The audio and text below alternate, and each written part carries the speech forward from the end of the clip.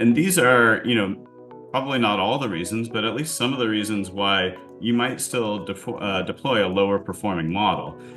For example, there's certain diagnoses that come with a high medical malpractice liability. For instance, in our data set, we find that bowel ischemia with free air, that's something that is obviously super important to detect. And ADOC has an intra-abdominal free gas model that we have deployed. It's not quite as accurate, but it is really nice to help you find these cases that are super high clinical impact. They're not common, but we're willing to put up with more false positives in order to find these needles in a haystack.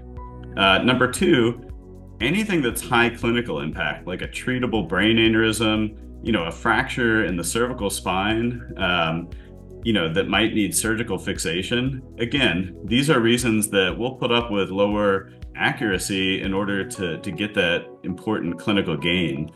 We showed you the example of rib fractures in the outpatient setting, not that common overall, but also, a lot of these are overlooked by radiologists because of the nature of the clinical histories they're given in these settings. Having the AI model on board is really a huge boost. And then one other reason, there's certain diagnoses that, we've all got long lists these days. There's certain diagnoses that you don't want sitting on your outpatient list over the weekend, right?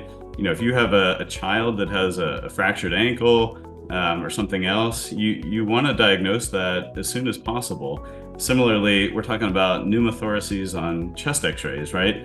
Nobody likes reading those 2 or 3 days after the image has been taken. So we'll put up with, kind of lower accuracy if that brings the case to the top of our list and allows us to make the diagnosis as soon as possible.